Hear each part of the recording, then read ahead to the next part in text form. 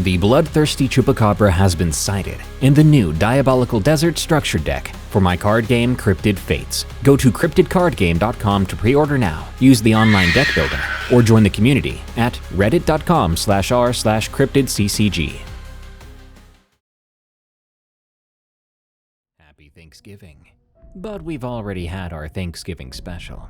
No, today's episode features the disturbing and unexplained things that have happened to people who dared to go camping in the deep woods. Stay tuned for an encounter with the Jersey Devil, a mysterious furred creature that haunted a family home in the mountains, and a whistling sound coming from the woods, leading to the disappearance of a hiker. Remember, if you wander too far into the wild will wander into you. Enjoy. I want to narrate your scary stories of the unknown. Send them to me at darkstories.org. And hey, if you're on YouTube, take a moment to subscribe if you haven't, and like this video. If you're on Spotify or Apple, please leave Unexplained Encounters a rating and follow the show. It helps us reach new people to scare the socks off of. Now, let's begin.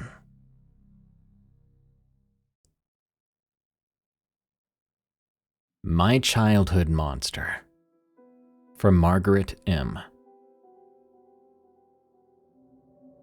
The older I've gotten, the less I've talked about my childhood up in the mountains. Not because it was bad or anything, but because there are some things that are hard to explain. I'm 64 now, and I've recently discovered this show, so I figured I'd share my experiences. I grew up in a little cabin nestled deep in the Appalachians. Back then, we didn't have neighbors close by. Our nearest one was about a mile down the road, and that was the Johnsons. Life was simple. We had chickens, a couple of goats, and a big garden that kept us fed. But there was always this atmosphere. I guess you could call it that. My parents were strict about certain things, and as kids, we just accepted it. For one, we weren't allowed outside after dark. No exceptions. If we were out playing and the sun started to dip, Mama would ring this old iron bell, and we'd better come running. I remember asking her once why we couldn't stay out and catch fireflies like other kids. She just gave me this stern look and said, "There's things out there you don't want to meet, Margaret." We also weren't supposed to go into the woods alone. Now, the forest was right up against our backyard, and it was mighty tempting to explore. My brother Timothy and I would sometimes sneak off during the day, but we never went too far. There was this unspoken understanding that the trees held secrets we weren't meant for, nor were we old enough to know. One summer, when I was about 10, our Uncle Roy came to visit. He wasn't a real uncle, more like a distant cousin of my father's, but we called him Uncle anyway. Roy was a cheerful and respectful man, always up for fun, and he didn't seem to share my parents' worries out here. One evening, he suggested we camp out in the yard. "The stars are out and it's a gorgeous night," he said. Timothy and I were over the moon.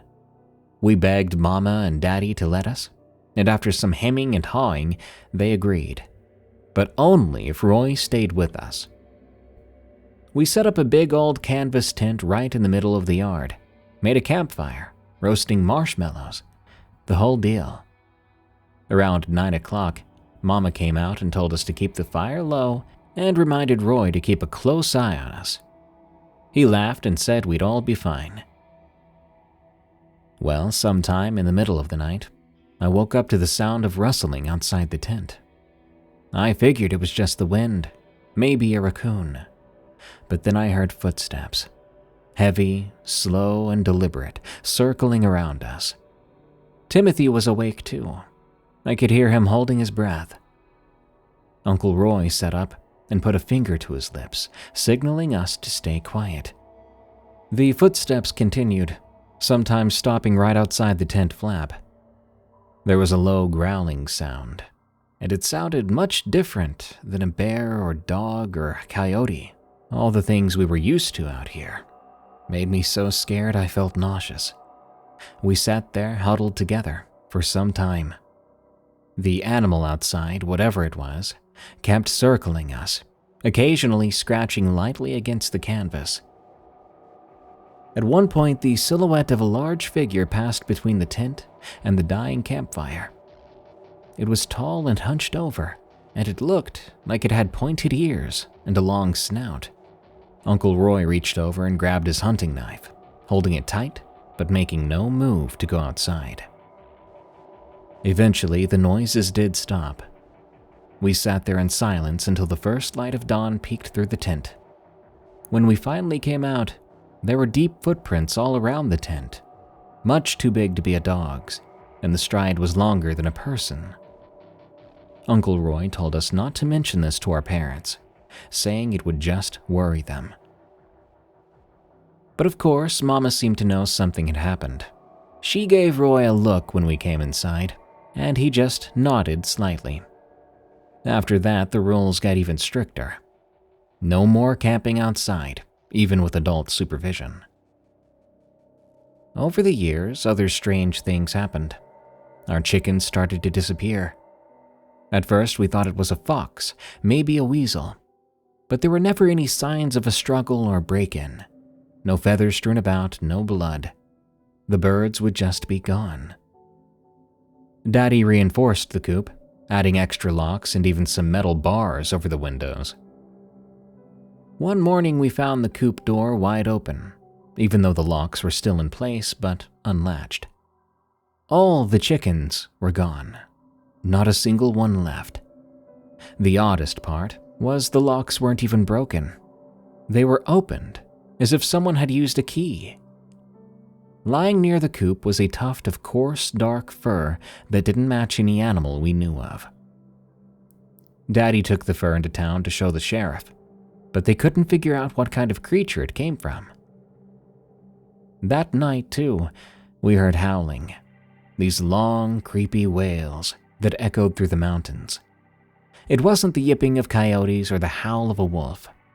It was deeper and much more wrong. I remember peering out my bedroom window and seeing shadows moving near the tree line. Large figures darting between the trees, too big to be any animal I'd ever seen. The next day, Mama set us down, reiterating the rules we had. No going out after dark. No entering the woods alone. And if we saw or heard anything strange, we were to come straight inside and tell her or Daddy. As kids, we started to piece things together in our own way. We whispered about werewolves, monsters, and creatures that lived in the woods. Timothy claimed he'd seen glowing eyes staring at him from the dark one night. But when he told Mama, she hushed him quickly and told him not to spread tales. One autumn evening before sunset, I was out picking apples from the tree near our house. I knew I should have headed inside, but I just wanted to get a few more for a pie. That's when I heard rustling behind me. I turned, and I saw a large shape skulking among the trees. It walked upright, but was hunched over. It had shaggy fur and eyes that caught the fading light in an unnatural way. I dropped the basket, screamed, and ran inside as fast as my legs would carry me. Breathless, I told Mama what I saw. She didn't scold me for being out too late. Instead, she locked all the doors and windows and gathered the family in the living room. Daddy sat by the front door with his shotgun across his lap, not saying a word. We sat there in a tense silence for hours. Occasionally, we would hear distant howls or the snapping of branches outside. And eventually, exhaustion took over, and Mama sent us to bed, assuring us that everything would be all right. After that night, the incidents seemed to stop. No more howling, no more missing animals. It was like whatever had been lurking about those mountains finally moved on. Life returned to a semblance of normal, but we still kept those rules in place. Years later, when I was grown and had my own kids, I asked Mama about those times. Even then, she was hesitant to talk about it, but eventually she told me that the mountains had their secrets. She admitted that they suspected a werewolf, or something like it, stalked those woods, but she never wanted to scare us kids more than we already were. Looking back, I still get chills thinking about it. What it truly was, I can't say for sure. But something was out there. Something that walked like a man but wasn't. It seemed to respect our boundaries, as long as we respected its. Now when my grandkids visit and beg for scary stories, I tell them all about the mountains and the importance of listening to their elders. I leave out the more creepy details, of course. No need to give them nightmares. But I do make sure they understand that the world is very strange, and that even in all our lifetimes, we may never understand it.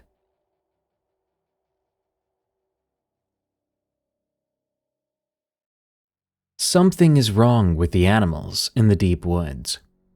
From Caleb T. More often than not, you'll find me working overtime at a limousine assembly plant in Ohio. Used to be big into hunting, spent most of my weekends out in the woods tracking deer or small game. But a couple years back, I got bit by a tick and ended up with alpha-gal syndrome. If you haven't heard of it, it's a very unfortunate allergy to red meat that can really mess you up. Imagine a hunter who can't eat what he hunts. Frustrating doesn't begin to cover it. And I've never been into hunting birds, and for the most part, bird meat is fine. But all in all, I hung up my rifle. Hunting lost its appeal. Instead, I started getting into outdoor survival and deep woods camping. Some accursed allergy from a tick isn't going to keep me from enjoying the outdoors. And I was thinking I could turn my experiences into a self-help book someday. A guide for folks looking to reconnect with nature, or find themselves, or whatever people are searching for these days. One fall, I decided to take a week off work, heading into the Allegheny National Forest in Pennsylvania. I've been there a few times before, but always stuck to the established trails. This time I wanted to go deeper, get off the beaten path. I got my stuff and drove out to a spot where I could leave my truck without it getting towed or vandalized. The first couple of days were just what I needed. The weather was not too cold, the leaves were turning shades of orange and red, and the air smelled like earth and pine trees. I hiked for miles without seeing another soul. Eventually, I set up camp near a small stream. I caught some fish. Fish doesn't affect this allergy, and just enjoyed the silence. At night, I would jot down thoughts for the book, though I can't say I made much progress. Mostly, I just sat by the fire, staring into the flames and letting my mind wander. On the third day, I decided to explore further north. I'd heard there were some old-growth forests up that way, trees that had been around for hundreds of years. I thought, hey, maybe they'd inspire some deep insight I could use. I packed a day bag and set off, marking my trail as I went so I didn't get lost. About midday, I stumbled upon a clearing I hadn't expected. This clearing wasn't showing up on any maps I had. The trees opened up into a nearly perfect circle. Now, here's where my experience really begins. In that clearing, dead in the center, there they were. A group of animals, sitting together like they were having some sort of meeting. Animals that would not be hanging out. There was a deer, a rabbit, a fox, and what appeared to be a young black bear. I was startled to see them. They were all sitting side by side facing the same direction. None of them moved, not even a twitch. At first, I thought maybe they were statues, some kind of art installation. But as I got closer, I could see their fur moving slightly with the breeze. Their eyes were open, but they didn't seem to register me at all. I can't stress enough how unnatural this felt. Predators and prey don't just hang out together, especially not calmly sitting so close together in a circle. I considered taking out my phone to snap a picture, but the idea felt wrong somehow. Besides, I didn't have a signal out here, and my battery was running low. I took a few cautious steps closer, but stopped when the bear turned its head ever so slightly in my direction. Now, it didn't seem aggressive, but a healthy respect for wild animals, especially bears, kept me from pushing my luck. "All right then," I said aloud. "I'm just gonna leave y'all to it." I backed away slowly, retracing my steps to camp, completely weirded out. That whole encounter left me feeling just off, and the whole way back, I kept trying to come up with some sort of explanation. Maybe they were sick. Maybe someone had left some food about that drugged them. But who would do that, all the way out here? I landed on gas leak somewhere. Some sort of vapor getting up through the cracks in the earth got a few of the wild animals a bit high. That night, the forest was quiet. Too quiet. No crickets chirping, no owls hooting, nothing like that. There was the occasional crackle of my campfire and wind, but not much else. I had trouble sleeping, so I stayed up writing in my notebook. But I had writer's block before long. Around midnight, I began to hear rustling nearby. I grabbed my flashlight and shone it into the dark, but I didn't see anything just yet. Probably a possum or something, I told myself. But the rustling continued, circling around my campsite. It wasn't hurried, like an animal scurrying about. It was slow and steady. "Who's out there?" I called. No reply. I stoked the fire higher, hoping the light would keep whatever it was at bay. Eventually, the sounds stopped, and I managed to drift off to sleep sometime before dawn. In the morning, I decided I'd had enough weirdness for one trip. Maybe I was just tired after a bad night's sleep, or maybe the solitude was actually getting to me, but that's never been the case before. Either way, I figured it was time to head back. I packed up my gear and started retracing my path toward the truck. About an hour into the hike, I noticed something on the trail ahead. When I came up to it, my stomach turned. It was a rabbit, very, very similar from the one I saw in the clearing, lying motionless on the ground. I'm telling you, it looked exactly like the same rabbit. Same size, same coloration. There were no visible wounds, except its eyes were gone. Just empty sockets staring into nothing. I knelt down to get a closer look, but didn't touch it. No signs of a predator having killed it. No blood, no tracks, nothing. It was like someone had just plucked out its eyes and left it there. I shivered. I stood up and scanned the woods around me, feeling a bit less alone than I did a moment ago. I picked up the pace, ready to be out of these woods.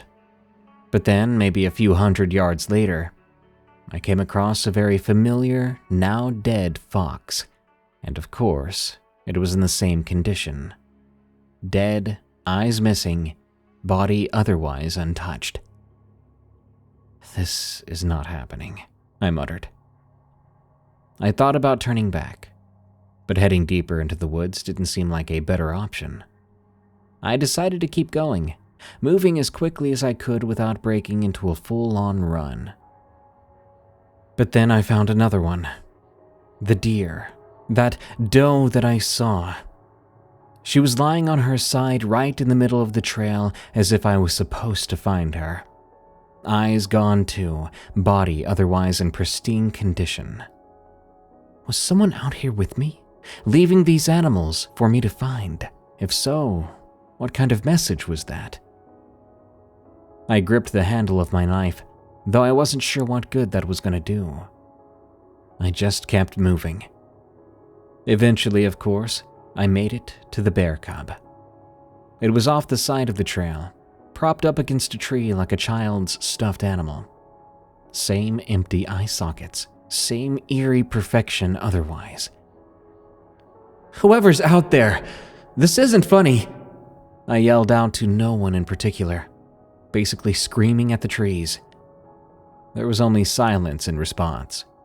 But I wasn't going to wait for one. I broke into a jog and then a run. No worries about stealth or noise anymore. I just had to get out. The last stretch to my truck was a blur. When I finally broke through the tree line and saw my vehicle, I could have cried with relief. I opened the door and tossed my gear into the back. I tore out of there so fast I nearly killed myself from driving so recklessly. It wasn't until I was miles away from there, back on the main highway, that I finally began to calm down. My mind was racing. Who or what could have done that? Why leave the animals for me to find? A week after that, I decided I would talk to someone about it. I met up with a friend of mine named Lucas. I'd known him since high school. He's the kind of guy who doesn't spook easy, but always has an open mind. Over a couple of beers, I broached the topic. I told him everything. He listened without interruption, his expression serious. Finally, when I was done, he said, "That's messed up. You think someone was messing with you?" "I've got no honest idea, man," I told him. "But who would go through all that trouble? And how would they have known where I'd be? I don't even have any enemies." He shrugged, suggesting it was some kind of cult-like thing. He said, "You hear stories about weird stuff happening in the woods sometimes." "Yeah, maybe." "Think you'll go back?" I shook my head. "Not planning to anytime soon." He nodded and agreed that that would be for the best. Honestly, this was what got me into those missing 411 stories. Those tales about people going missing with bizarre scenarios and circumstances really creeps me out. But the crazy thing is, it only got me more excited to go back out into the woods. Sure, something out there wanted me gone last time, but maybe it wasn't dangerous. And maybe that wasn't actually for me. I don't know how to explain it. But I do know that I'm not gonna let one spooky experience in one neck of the woods keep me away from what I love forever. One freaking tick bite and allergy almost did that for good, but nothing's gonna break me this time.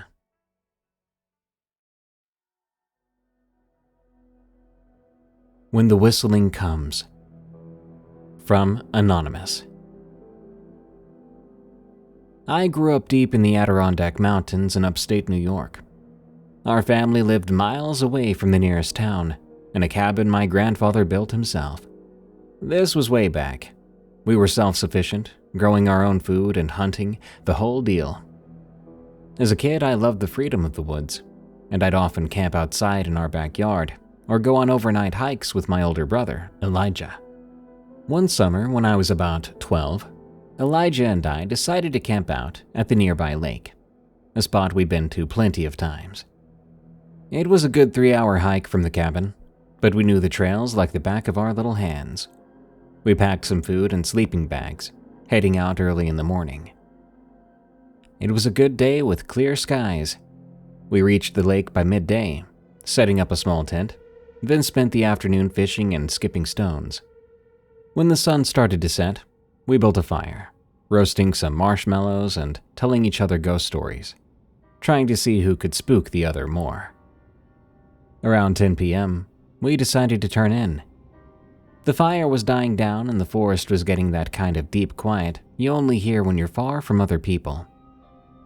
As we were settling into our sleeping bags, I heard someone whistle. It wasn't just any whistle either. This was a tune I recognized. An old lullaby our mom used to sing to us, called Starlight Journey.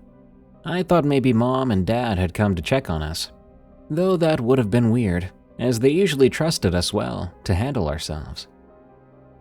"Hey Elijah, do you hear that?" I asked him. "Yeah, but who would be out here whistling like that?" We stepped out of the tent together and looked around. The moon was bright enough that we could see across the lake and the tree line, but there was no one else in sight. "Maybe it's the wind," I suggested. Elijah disagreed, saying that wind doesn't whistle melodies. It continued, seeming to come from just beyond the trees. It wasn't hurried or anything, just the same tune over and over, at a steady pace, but it still gave me the creeps. "I think we should ignore it," Elijah said. "Might be a hiker or loner passing through." We went back into the tent, but the whistling didn't stop. It circled around us, first sounding from the left, then from the right. It was always the same distance away, like whoever it was knew exactly how to stay out of sight. After about an hour, the tune changed. It was still familiar, but not a song I could name. It felt like something we should know, but couldn't place. That's when Elijah admitted he was getting freaked out. "This isn't normal," he said. "Maybe we should head back home." It was late, and hiking back in the dark was not the safest idea. But staying didn't feel right either. We packed up our essential gear, leaving the tent behind to come back for later, then started on the trail with our flashlights. As we walked, that whistling sound followed us. No matter how fast we went, it remained the same distance away. We called out a few times, asking who was there, but there was never a response, just the endless whistling. About halfway home, we reached a fork in the trail. That's when the whistling finally stopped. The sudden silence was almost as unsettling as the sound had been. We paused, holding our breath, listening for any movement. Then, from the path we were about to take, we heard a different sound, a low humming, like someone softly singing without words. "Let's take the other way," Elijah whispered. "That would take an extra hour," I told him. "I don't care. I've got a bad feeling." I didn't argue. We took the longer path and the humming faded away. Eventually, we did make it back home, just as the first light of dawn was breaking. Mom was surprised to see us, but didn't ask too many questions, figuring we'd just changed our minds. We never did tell our parents about the whistling. Elijah and I didn't even talk about it with each other after that day. But a week later, news spread that a hiker had gone missing near that lake. There were search parties, but they didn't find him. People said that he was an experienced hiker too, and that he had known the area well, so it didn't really make sense. Years went by and I moved away after high school. Elijah stayed, taking over the family cabin after our parents passed away. A few months ago, I went back to visit him. One night, over a couple of beers, he brought up the incident at the lake. "You ever think about that night?" he asked. I admitted that I did think about it all the time. He told me that he went back there last week. "Why would you do that?" I asked. "Dunno. Just wanted to hear it again." And? The moment I got near the lake, it happened. I heard it again. The whistling we'd heard, the same tune. "Did you see anyone this time?" I asked. He said that he didn't stick around to find out, and left shortly after. I sat there in silence with him for a while, before he said that he had done some digging. Apparently, the lullaby Mom used to sing was an old folk song about travelers being lured into the woods by spirits. Why would Mom sing that to us? Maybe she didn't know where it came from, or maybe she did. I haven't been back to the Adirondacks in a long time. Sometimes when I'm up late, I feel like I can hear that faint whistling outside my window, but I know I'm just imagining it. Even so, I keep my curtains closed. I don't know what we encountered out there. Maybe it was just some person playing a prank, but that doesn't explain how the sound followed us, or why that hiker went missing. All I do know is that there are things in those woods that can't be explained. Hunting Grounds. From Anonymous. I'm a bit of an adventurer. Love to hike off the beaten path, exploring places most people wouldn't bother with. A few years ago, I went on a camping trip into the deep forests of Oregon. I won't specify exactly where because, honestly, I couldn't find the place again if I tried. I set out early on a Friday morning. I had my backpack, tent, and enough supplies for a few days, plus a map I'd found that was more decorative than functional. I've always trusted my sense of direction more than any map. Hiking in took me a couple of hours. I set up camp at a small creek as the sun started to dip. The next morning, I decided to leave the Barely There trail, which I'd been following the whole time, heading deeper into the woods. The terrain was more rough out here, but the challenge was welcome. Around midday, I caught a glimpse of something man-made through the trees. My curiosity was piqued, so I pushed forward. I stepped out of the dense forest, and my mind was blown. There was what looked to be a small town. This caught me completely off guard. There were about a dozen buildings lining a dusty main street. They looked old, but well maintained. A general store, a barber shop, the town hall.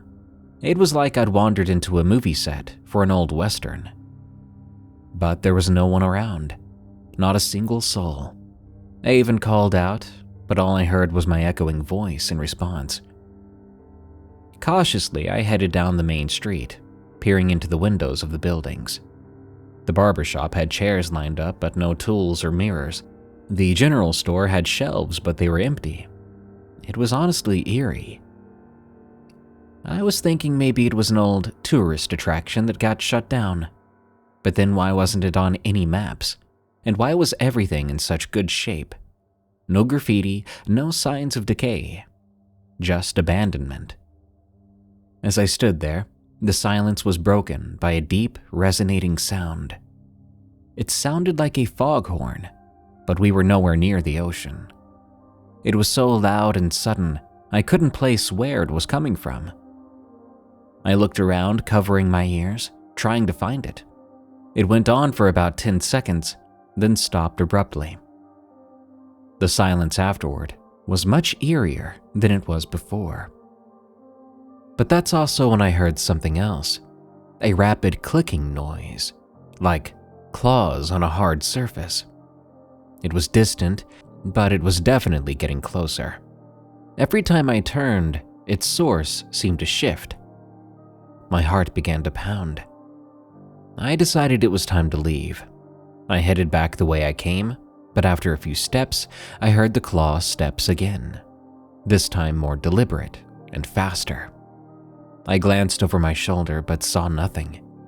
The feeling of being watched was so intense. I went faster, but the sound matched me, growing louder and closer.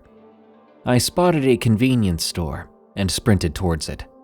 The door was unlocked, thankfully, and I slammed it shut behind me, flipping the lock. I backed away, breathing hard. Inside, the store was just as empty as the others. Shelves stood barren, the coolers were humming but held nothing inside. There were no snacks, no drinks, not even old magazines. It was like the place had been set up but never actually used. I tried to gather my thoughts. Maybe this was some sort of abandoned project. Or maybe I'd stumbled into private property. But that didn't explain the noises. I peered out the front window, but saw nothing moving. As the afternoon turned into evening, the unease grew. I debated making a run for it, but decided against it. Whatever was out there seemed faster than me. I found a spot behind the counter where I could sit out of sight, but still keep a close eye on the front door. Soon, it was nightfall. The only light came from the faint glow of the moon through the dusty old windows. And then, the scratching started. It was faint at first, a light scraping sound against the wooden walls. Then it grew steadily more insistent. Something was circling the building, claws dragging against the exterior walls. I gripped my pocket knife tightly, though I knew it wasn't going to do much good. The scratching moved to the windows, then to the door. The doorknob rattled, and I held my breath. After a few tense moments, the noises moved away from the entrance. I sat there for what felt like hours, the sounds continuing intermittently. I must have dozed off at some point because I was jolted awake by a loud crash. The front door had been slammed open, the lock splintered, and the door itself hung awkwardly from one hinge. I froze. Heavy footsteps entered the store, accompanied by a low and guttural growl. I'd never heard something like that before. It was deep and filled the whole space, and then came the sniffing, a wet sort of hiss that made my skin crawl. It almost sounded reptilian. I crouched lower, behind the counter, trying to steady my breathing. The claw steps were slow, deliberate, moving up and down the aisles. Whatever it was big. I could hear the floorboards creaking under its weight, as it looked for me. It paused then, going quiet. My heart pounded so hard, I was too scared to even look at its shadow. Just when it seemed I was about to meet my fate, that foghorn sounded off again. My pursuer screeched, a high-pitched, ear-splitting screech, then bolted away from the store. I listened to its claw steps fading away into the distance. I didn't waste any time. I grabbed my backpack and cautiously stepped out from behind the counter. The town was silent again, but I didn't trust it. I stepped outside, onto the empty street. I then ran for my freaking life, heading back towards the woods. I didn't care about the path. I just wanted to get as far away as possible, as soon as possible. After a long time, the first light of dawn began to filter through the trees. I slowed down, exhaustion catching up with me. I found a stream and splashed water onto my face, trying to collect myself. I checked my bearings and realized I was hopelessly off course. It took me the remainder of the day to navigate back to where I'd parked my car. I practically collapsed into the driver's seat, but I was so happy to be back somewhere safe and familiar. I then drove to the nearest town without stopping. I told a few friends about what happened. My buddy, I'll call him E, wanted to go back with me with proper gear. Camera, GPS, maybe even a drone. Don't get me wrong, I was scared to go back. But a part of me, a big part, wanted to prove that I wasn't crazy. So a couple of weeks later, we organized a trip. We packed up everything we could think of and set out early. I tried retracing my steps as best I could. We hiked for 3 days, covering more ground than I thought possible. But no matter where we went or how far, there was no sign of that town. No clearings, no buildings, nothing. Our GPS showed that we were in the right area, but the terrain didn't match what I'd seen before. I wondered, did the place ever exist? Did I trip and fall and hit my head, having the weirdest nightmare? Nah, that's reaching.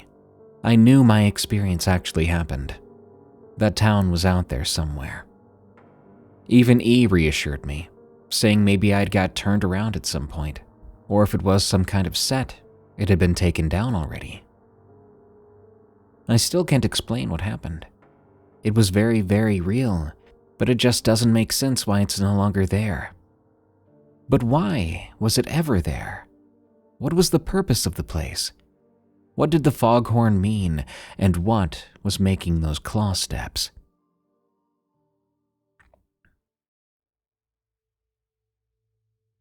Beware the Devil of the Pine. From AmongTheRows. In the late 80s, I found myself at the peak of an addiction. The honeymoon phase of experimentation and partying was long over. All that remained was the endless cycle of maintenance and chasing the next high.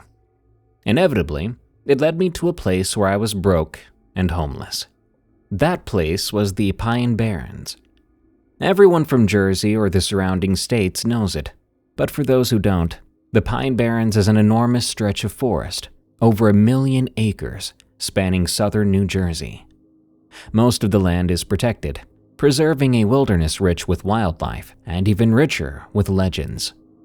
The Pine Barrens was an ideal place for someone like me to be homeless, especially if you had the right survival skills. And, in my case, warrants. There was enough forest to disappear into, enough space to keep moving your camp. For me, it was even better. I had a connection with a cook who'd set up a crank lab in a makeshift shed out there, a place just as perfect for hiding as it was for cooking. This was the darkest, lowest point in my life, and I won't sugarcoat it. I won't glorify the lifestyle I was living back then. There were no positive outlooks to share, not even the ones I might have clung to back then. But even through it all, one thing stuck with me. The wilderness was beautiful. Even when I was strung out, barely functional, it was undeniable. As beautiful as the Pine Barrens were by day, they became something else entirely after dark. The forest felt less welcoming once night fell. When the darkness rolled in, so did that sense of trespassing. The forest seemed even more massive, endless even. It was like a portal had opened up, swallowing you whole.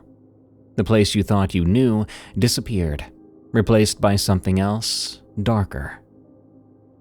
Like I said, I wasn't the only one squatting out there. I'd been in the area for just over half a year, but there were others who'd been out there much longer than me. They all followed the same rule. Don't move around the barrens after nightfall. I wasn't originally from this area, so I wasn't familiar with the legends of the place. But it didn't take long for me to hear the stories. The tale of the Leeds mother and her 13th child. The one she cursed, praying it would be born a devil. And how something did answer her plea. On the night of its birth, it flew from her womb, up the chimney and into the night sky, right out into the Pine Barrens. I remember the rhyme they used to say.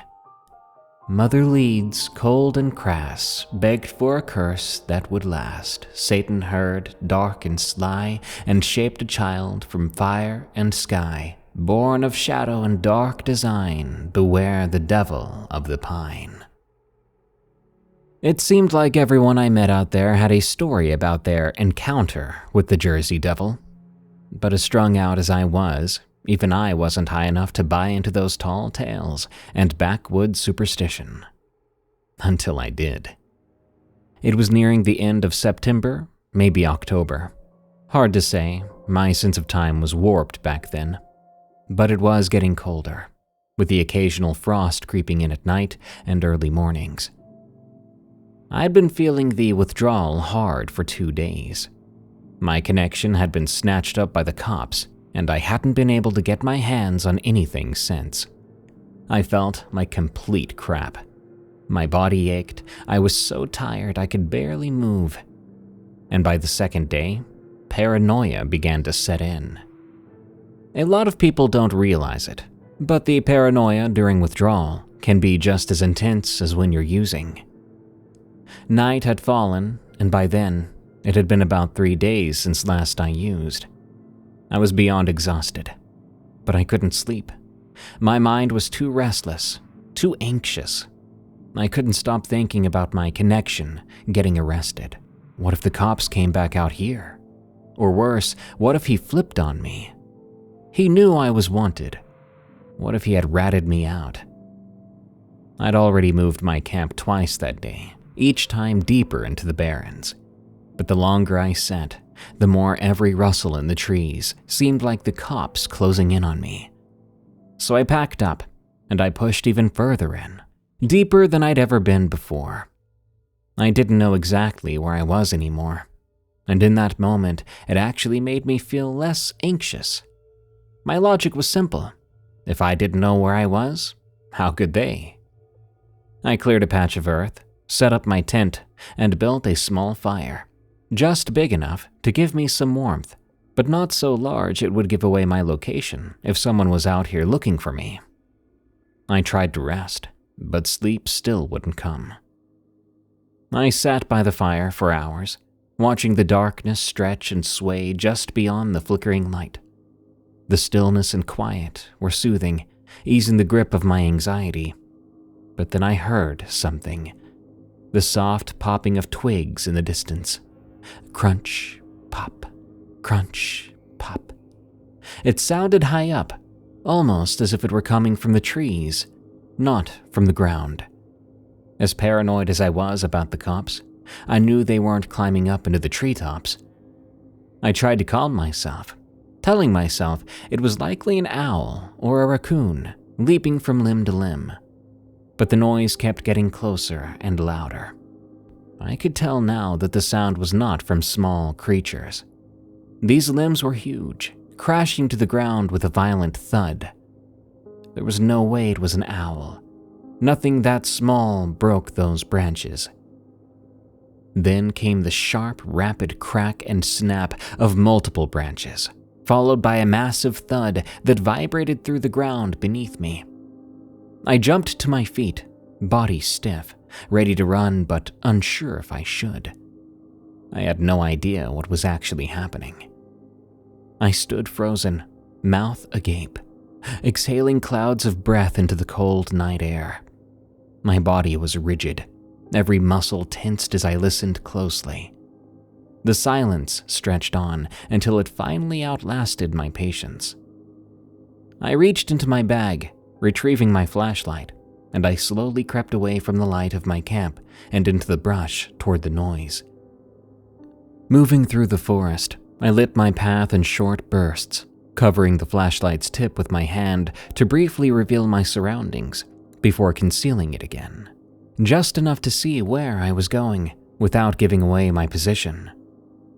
After about 20 meters, I reached a section of the forest where the ground was completely littered with massive branches. As I moved closer, I heard snorting. I froze, dropping to one knee, trying to conceal myself until I could determine where the noise was coming from, and more importantly, what it belonged to. I aimed my flashlight, uncovered the beam, and made a quick, jerking scan from side to side. All I saw were scattered branches and the trunks of trees. Shifting my weight, I turned to face a different direction and scanned again. The beam cut through the dark, and amidst the browns and blacks of the forest, a massive white shape emerged. I quickly covered my light, holding my breath. I couldn't tell exactly what I'd seen, but it was massive.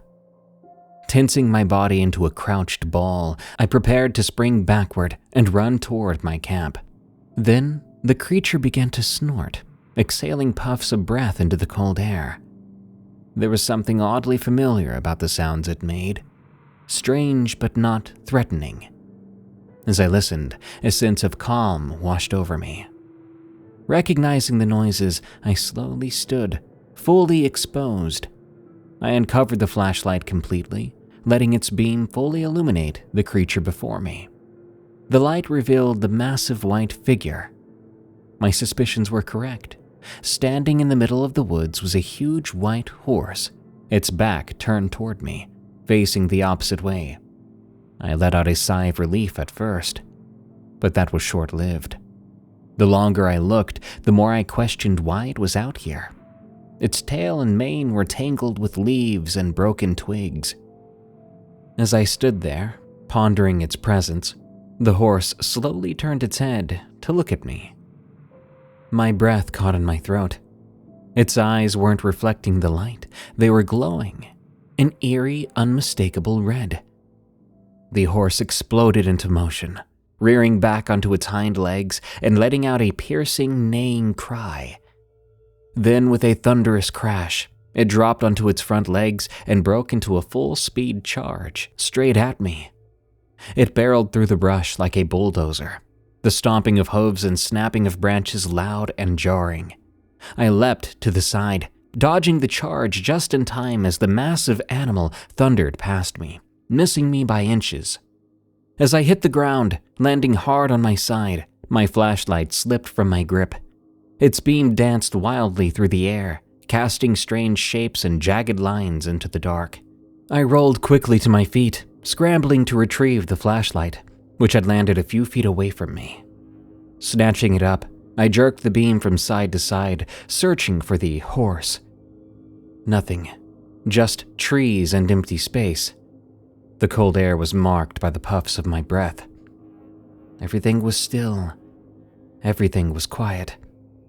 The horse was gone. Where did it go? It had been there just seconds before. It felt as if this thing had charged straight past me and vanished into oblivion. The noise, the chaos, it was all gone, replaced by an unsettling silence, as if it had never been there at all. At first, I thought it might be standing just a few feet away, hidden in the brush, frozen and watching me. But as I steadied myself and scanned the area more carefully, there was no sign of that horse. Shaken, anxiety churning inside me, I decided I'd had enough. I made my way back to camp, packed up my things, and began hiking toward the forest's edge, eager to put distance between me and whatever that was. As I began to hike out of the depths of the forest, my paranoia was overwhelming. I felt eyes on me, watching me from all directions. Every time I turned my head, I swore I caught the faintest movement, but there was nothing there. Amid the crunching of my footsteps, an unfamiliar sound caught my attention, a wisping noise high above the canopy. It wasn't wind. There was no breeze. I raised my flashlight toward the treetops. The beam revealed something unnerving. The tops of a few of the trees were swaying gently, but only the ones directly above me. As I stood there, head tilted back, my flashlight's beam illuminated the treetops, and the wisping sound returned, louder this time, followed by the snapping and crashing of branches, the noise growing closer and closer to me. Something was coming. Fast, but not from the ground. It was moving through the treetops. Panic took over, and I turned to run. Whatever it was too fast, and in moments, it was directly overhead. Twigs and branches rained down on me, pelting my shoulders and head as the thing passed above. Ahead of me, a deafening crash broke through the stillness, followed by a tremor that rippled through the ground beneath my feet. I skidded to a halt mid-sprint, my chest heaving as I realized something warm was streaming down my face. Blood, probably from one of the branches that had hit me. I covered my flashlight and stood still, straining to listen. Running seemed like the obvious choice, but I couldn't risk blindly sprinting into this thing. My best chance was to figure out where it was first. But there was no clue, no sound. The forest had fallen silent again. I stood there for a while, feeling cold and exposed. Every nerve was on edge. The thought crept into my mind. It could only be a few feet away. It could see me and I couldn't see it. And it felt like it was closing in on me, and the air around me began to feel weighted. I frantically scanned the trees around me. And there, after my flashlight swept from trunk to trunk, my heart dropped as I saw a massive, familiar white shape only a few meters away. And I swear as the light hit it, it began to change. Its pristine white fur slowly darkened, turning blacker than the night itself, until no trace of white remained. Its glowing blood-red eyes stared at me. Blood began to trickle down from the crown of its head as small, sharp pricks pushed through its skin. The points grew, extending farther and farther until its head was covered with a massive, grotesque set of antlers. The creature's back began to shift, its hide tearing open in two jagged sheets of flesh. The skin peeled away, wrenching skyward, revealing a pair of monstrous eldritch wings. My mind was a blur. I had no words to describe the emotions surging through me, nor the places my consciousness spiraled to in the face of such a sight. It was otherworldly, something beyond my understanding and existence. I felt small, insignificant, and utterly irrelevant, like mere fodder standing before the thing. And in one swift motion, it lunged. Everything went black. The first thing I remember next was the murmur of the forest, the familiar creaks of trees and the rustling of leaves. then the light. I jolted upright, my body off the ground. It was daylight.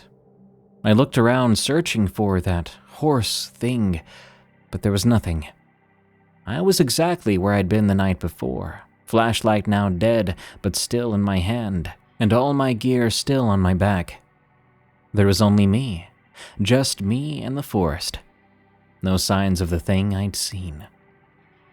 I stumbled warily out of the Pine Barrens straight into town, and I went right to the police station, where I turned in myself for my outstanding warrants.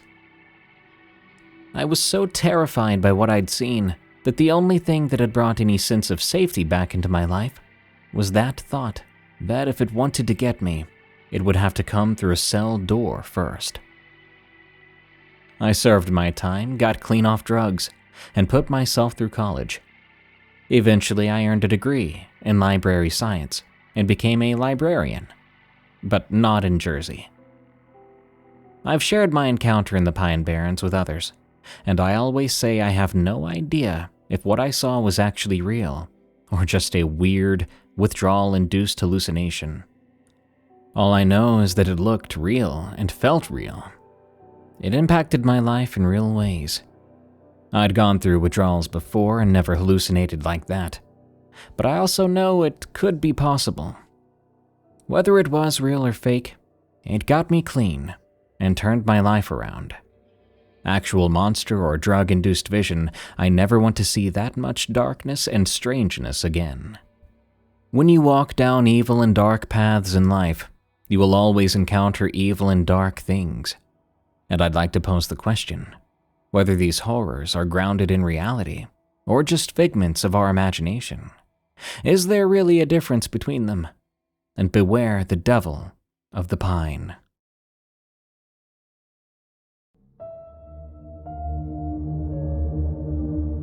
Thank you for tuning in to Unexplained Encounters. If you're not already, follow and listen to Unexplained Encounters on Spotify, Apple Podcasts, or your favorite podcast app.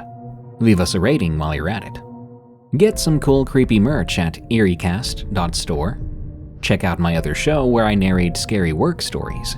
It's called Tales from the Break Room. For more terrifyingly entertaining shows from EerieCast, go to eeriecast.com. And if you want to listen to Unexplained Encounters and all the other EerieCast shows without pesky ads, sign up for EerieCast Plus at eeriecast.com/plus.